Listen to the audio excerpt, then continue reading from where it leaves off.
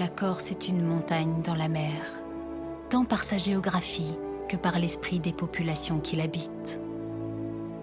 Elle est une montagne abrupte, dressée à la verticale, un enchevêtrement de pics et de falaises, de sommets arides et de crêtes acérées, de parois rocheuses, vertigineuses, où les pins larichos jouent les alpinistes et se cramponnent au-dessus du vide.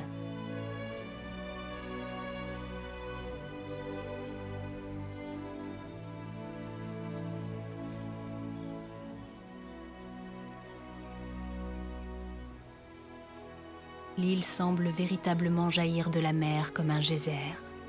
Elle qui fut en réalité arrachée des Alpes, repoussée au milieu de la mer, puis façonnée, comprimée, compressée par la tectonique des plaques, jusqu'à se soulever en son centre comme un gigantesque donjon aux murailles infranchissables.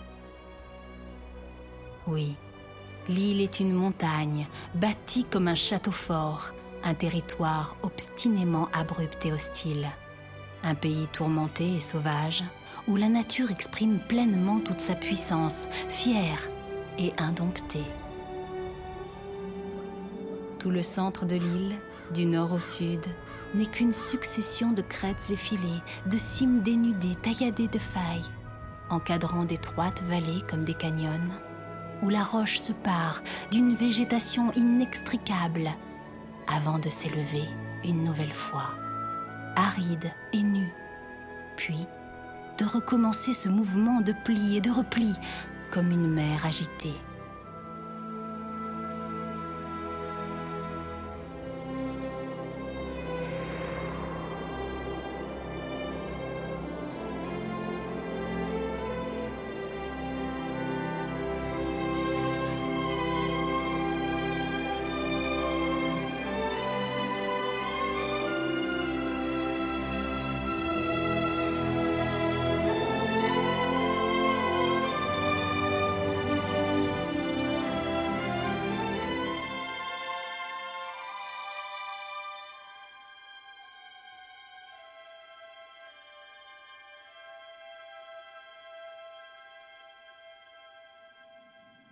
Oui, la Corse est une montagne, par son relief nerveux et sa géologie fiévreuse. Mais une montagne qui a particulièrement marqué l'esprit et la vie des insulaires.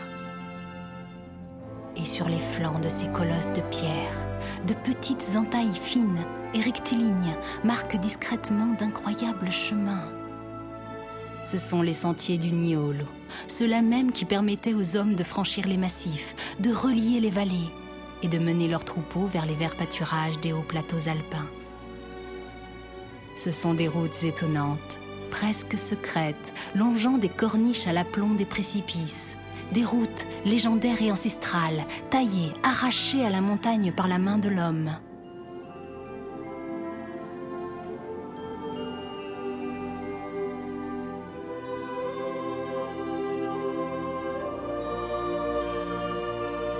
Ce sont de véritables chemins de funambules, tout empierrés, construits et entretenus par des générations et des générations de bergers, depuis l'aube des temps.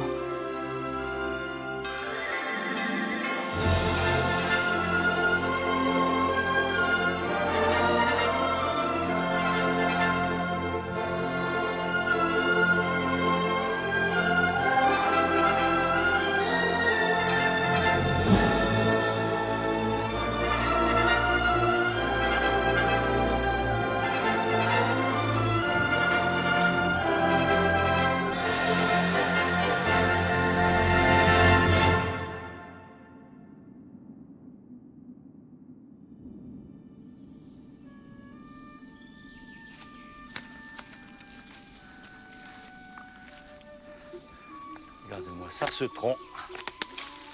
Il est tout pourri. Il est énorme. Des huit, tu guesses, ouais. Et imagine toutes les bestioles qui sont en train de le manger dedans. Ouais, là, il y a des capricornes géants, tu sais, avec Géants. les antennes. Oh. Mimi, regarde. Il y a un chien qui descend. C'est le gardien du troupeau.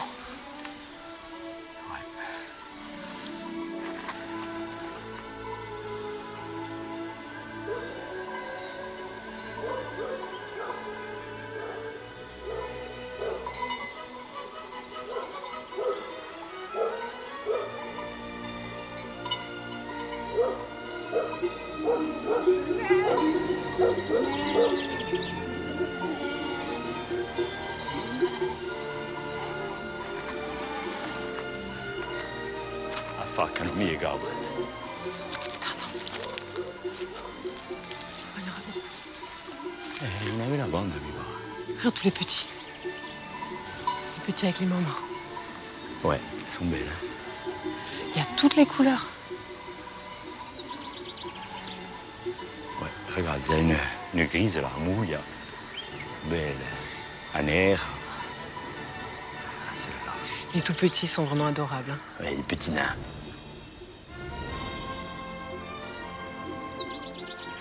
C'est abrupt quand même là. Hein. Ouais, mais elles ont l'habitude, t'inquiète pas. Il est vraiment magnifique ce troupeau. Hein.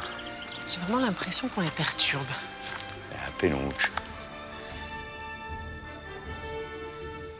Dans les yeux. Tu sais que la chèvre corse, elle a été introduite hein, il y a des milliers d'années. C'était au néolithique. Et après, elles se sont adaptées à l'environnement. Et elles n'ont pas eu d'apport de l'extérieur, donc on la considère comme une race noustrale et une race agourse. Alors moi, je savais pour les brebis, donc c'était une race très très ancienne, et que les mouflons étaient des animaux marrons échappés des troupeaux, pareil, au temps du néolithique, et puis retournés à l'état sauvage, mais je connaissais rien du tout sur la chèvre. Ouais, et tu sais qu'ici au Nioul, c'est le territoire des chèvres, plus que les territoires de brebis, parce qu'elles sont adaptées à cet environnement. Hein. Ici, on le voit bien, il y a des cailloux, il y a des cailloux partout. Et il y a quelques herbes un peu partout, donc la chèvre elle va se nourrir, elle va prélever dans la nature tout type de végétation. En tout cas, elles font de très bons fromages, malgré, ou plutôt justement grâce à la végétation. Ouais, c'est sûr, l'alimentation va donner le goût hein, particulier à ce fromage de chèvre, selon ce qu'elle mange. Ouais. Alors, on s'en servait pour faire des fromages. Et au niveau, alors la chèvre, à l'époque, hein, historiquement parlant, en fait, elle était utilisée pour la viande et c'était la brebis hein, qui était utilisée pour le fromage. La chèvre, on l'utilisait aussi pour d'autres choses. On faisait les famosi biloni, tu sais, ces gilets en laine, là, tu vois, avec toutes ces toisons. Ouais. C'est vrai, quand il y a des photos, on voit les vieux bergers avec ces... Donc les chèvres ont de longs poils pour qu'on en fasse des manteaux. Ouais, c'était des manteaux imperméables Ça aussi. va de soi. Hein. Ouais. Et après, on faisait aussi des vounes, hein, des cordes assez rigides. Donc on les filait et on les entrelaçait, ça faisait des cordes, même pour escalader à l'époque. Ah ouais. Elles sont vraiment belles. Hein. On regarde avec de gros yeux, elles sont curieuses. Ouais. Et alors, tu sais, ces chèvres-là, enfin, ici au Nioul, elles allaient s'éparpiller un peu partout. Hein. Elles allaient dans le Falazorme, elles allaient à la Figarie, l'Embalagne, et aussi à la pointe du Cap Corse. T'imagines, elles descendaient jusqu'à Magina, sur les prairies. Pogobia, tu vois. Ouais, Pogobia, elles descendaient par la Scale, elles passaient par San Stefano dans le Nib, et sortaient à Bigouille, et ensuite elles allaient dans le Cap Corse. Alors, un beau jour, il y a une histoire. Hein. Ils sont descendus 2 ou 3 pastors. Ils sont arrivés à Bastia, ils se sont arrêtés à Place d'Armes, ils ont bu un coup, ils se sont désaltérés et les chèvres se sont éparpillées dans la ville. Dans toute la ville. Ouais, du Renagoumiri. Ça devait être rigolo, ça. Bon, moins après, pour le berger, ouais. mais du coup, pour les gens qui devaient voir arriver les chèvres en ville, ça va être pas mal. Ouais, et après, bon, bien entendu, ils ont retrouvé. Hein. Et surtout par l'odeur. Pas par l'odeur de la chèvre, mais par l'odeur du berger. Parce que les chèvres sont habituées au berger et nous, on dégage une odeur particulière, hein, chacun d'entre nous. Donc elles sentent vraiment le... Elles ont senti leur maître et elles sont les... Et ouais, enfin, ils vivaient en harmonie ensemble. D'ailleurs, j'ai entendu dire, enfin, j'ai lu dans un bouquin, mais maintenant je ne me souviens plus très bien. C'était comme une sorte de poème d'un berger qui disait qu'il était en fait avec ses chèvres. On a zer à Fortuna, si j'ai gousé. On a zer à Fortuna, tête ou di castagne goutte, a fare così. E mo gabre a ciar di luna, mi barriano giù a notte. Et à Meogabra, Tcharajada, mi barria mon amour. Bravo ça. Beau ça. Amoureux de son troupeau. Ouais, cinéma.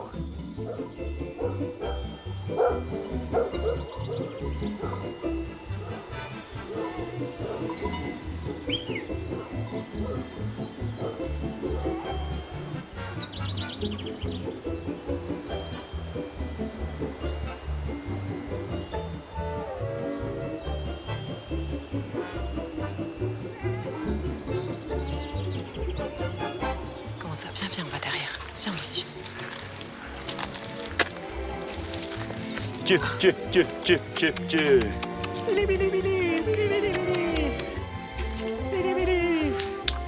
Une, deux, trois, quatre.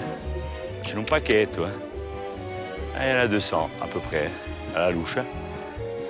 On va laisser tranquille chez Mougor, non? Ouais.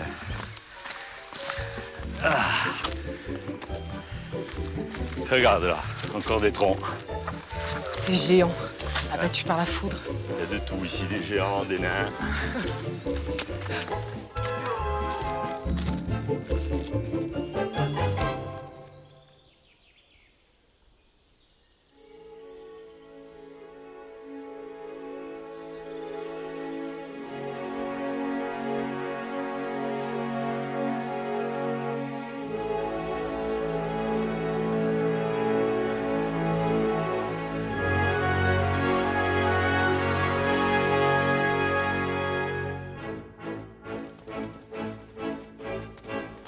Depuis la création du parc naturel régional de Corse au début des années 70, la montagne corse a été réhabilitée, les chemins de transhumance consolidés et réaménagés, et quelques bergers se sont même réinstallés sur ces anciens pâturages, totalement désertés au tournant des grandes guerres du XXe siècle. L'on peut alors voir à nouveau de grands troupeaux de chèvres parcourir ces larges plateaux d'altitude, se frayer chemin entre les chaos granitiques et brouter l'herbe tendre et le maquis bas de ces paysages ouverts, dédiés durant des siècles aux transhumances estivales.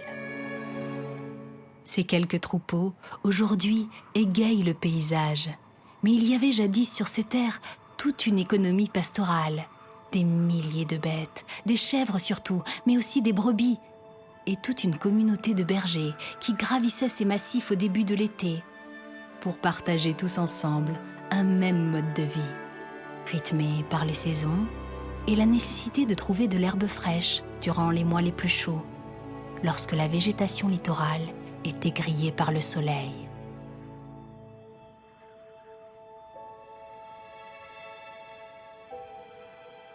Les flancs de ces massifs dénudés, aujourd'hui si seuls et si abandonnés, étaient alors une terre de clameur et de joie, car tous attendaient la belle saison pour se réunir et festoyer.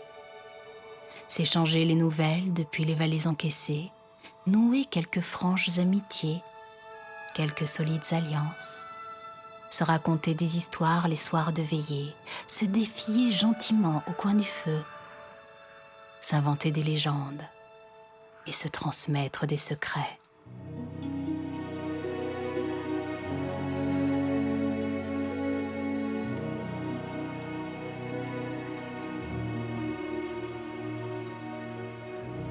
Difficile alors de s'imaginer aujourd'hui, devant ces terres désolées, oubliées, redevenues sauvages, que la montagne à l'apparence si hostile était un terrain de jeu, totalement apprivoisé, une terre de tumulte et d'agitation, traversée par des centaines de bergers et d'immenses troupeaux de chèvres et de brebis, aux robes multicolores.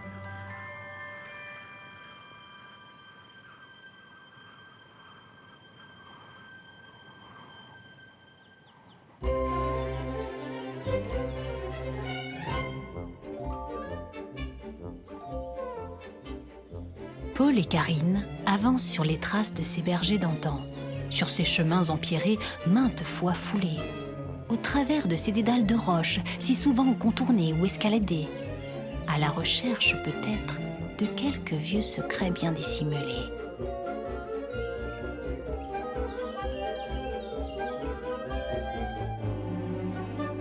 cachée, au cœur d'anciens abris de fortune, d'anciennes casettes ou bergeries ruinées, presque invisibles dans l'ombre des rochers.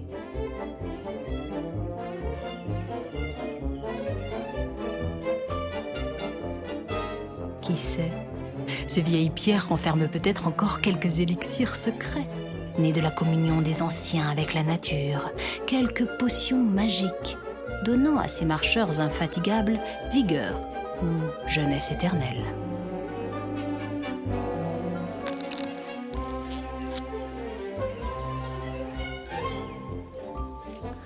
Carrie, qu'est-ce que tu fais? Attends, le fromage, hein? De faim. Dis-moi, il y a différents fromages, il y a différents affinages. Lequel tu veux quoi? Du sec? Prends de tout. Allez. Ah, come li so belli. Alors, celui-là, allez. Sente uno, hein? T'es chapigué. C'est magnifique, ça. Tiens, il y a une pierre, là. Voilà. Ils sont là. C'est gros, là. Voilà, così di meglio. Là, il a Super. agourté, là.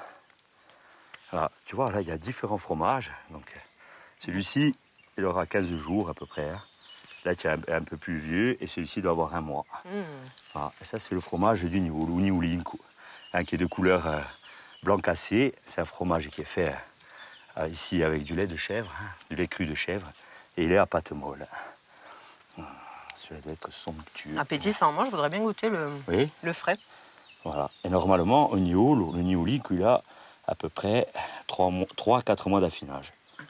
Voilà. Moi, je vais goûter. Questo gli è fatto, mi piace. Allez, testiamo un po' questo. Voilà. On mange aussi. Merci.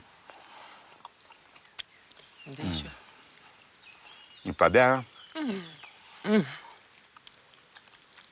Veramente buono. Il est onctueux. T'achèteras du queso. Tu arrives sans faire tomber. Ça, c'est un fromage typique. Hein. Celui-là, il est plus Il est fort, plus piquant. Non, un peu plus faible. Bon, on peut faire celui-là. Ouh.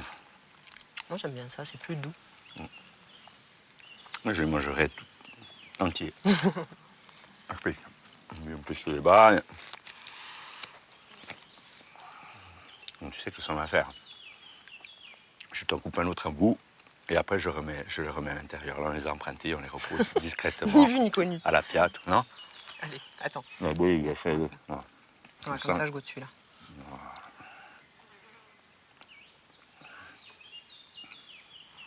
Tiens. Attention.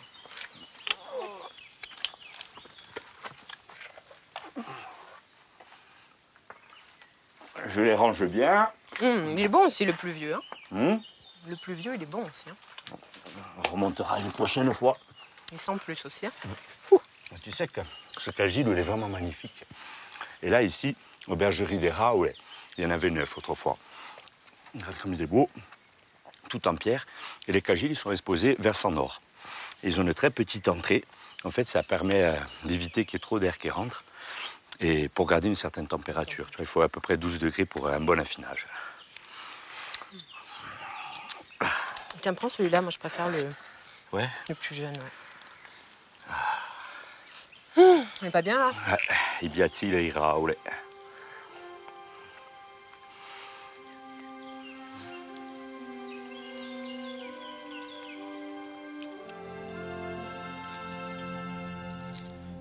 Paul est de ceux qui peuvent rêver les yeux ouverts et habiller ces montagnes dépouillées de toute la joie et l'agitation qui jadis les peuplaient, de ces clameurs et de ces robes multicolores qui bondissaient de rochers en chaos, de toute cette vie passée et à jamais effacée du paysage.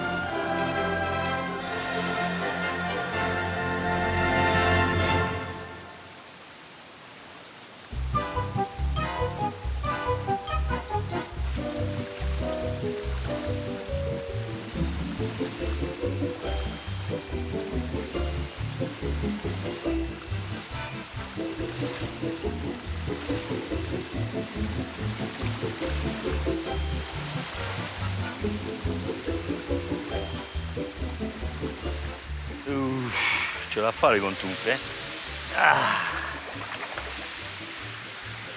Ah, come le fresche, come le buone. Et moi, un âne, j'oublie mon maillot. Veramente. J'oublie tout, hein. Ça va pas, hein. Tu vois, j'aurais bien aimé me baigner ici, hein. Tu n'avais qu'à prendre ton maillot. Et mon maillot, je l'ai laissé à la maison, hein. C'est ce que je te disais. Hein. Pourquoi tu te baignerais pas en short? Parce que le short, je ne le mouille pas. Et puis en plus, le maillot, hein, celui que tu portes, c'est le mien. Je te l'ai donné tout à l'heure. Hein. Donc, ouais. Et ouais, ici, on est vraiment bien. Regarde-moi ça, la vasque, comme elle est belle. Hein. Magnifique, ouais. On est à la cascade des Raoul. C'est limpide. Regarde-moi ça. Toute verte. Et la cascade, hein, 20 mètres de haut, tu imagines? Magnifique, hein, une cascade de rêve. Et en plus, on est entouré, là, on est dans un cirque, entouré de plein à riches, et certains sont centenaires. Hein. Tu vois le gros, là? Il y a le gros, là-haut, ouais. Ouais, plus de 450 ans. 450 ans. Ouais, magnifique. Et là, on est dans le Golo, hein, c'est la rivière qui descend, là, qui prend sa source au-dessus et qui va se jeter en Casinque. Ah, et tous ces blocs-là, cette roche, ce granit-là, qui nous entoure. En tout cas, on est bien. Hein. Bel logo, hein. Bel logo. Il y a beaucoup de pins qui ont été foudroyés, on dirait, non? Ouais. Dans la vallée, là. C'est un peu mystique, hein, ce lieu. Mais c'est ça qui le rend si surprenant aussi. Ouais. Eh ouais.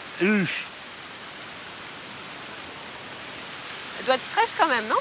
Non, ça va. Elle Ça est va bien bonne. Écoute, moi, je vais aller me baigner.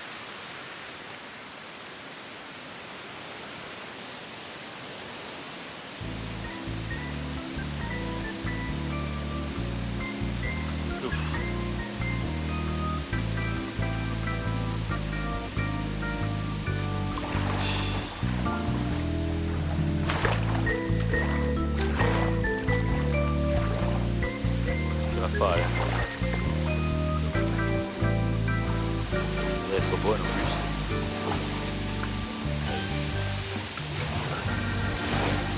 Mini.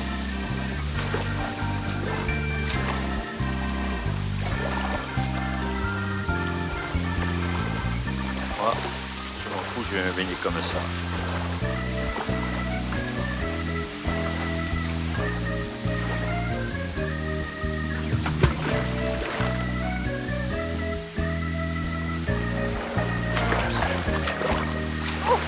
Tu sais que tu mets ton petit short, Paul. Attends, elle est gelée, hein.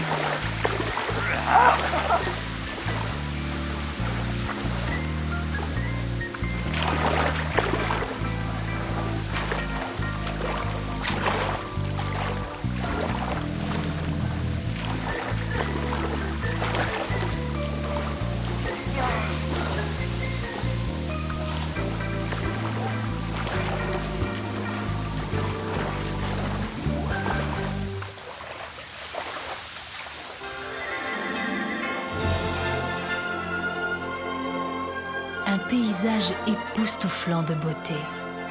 Un peu de fromage, beaucoup de fraîcheur.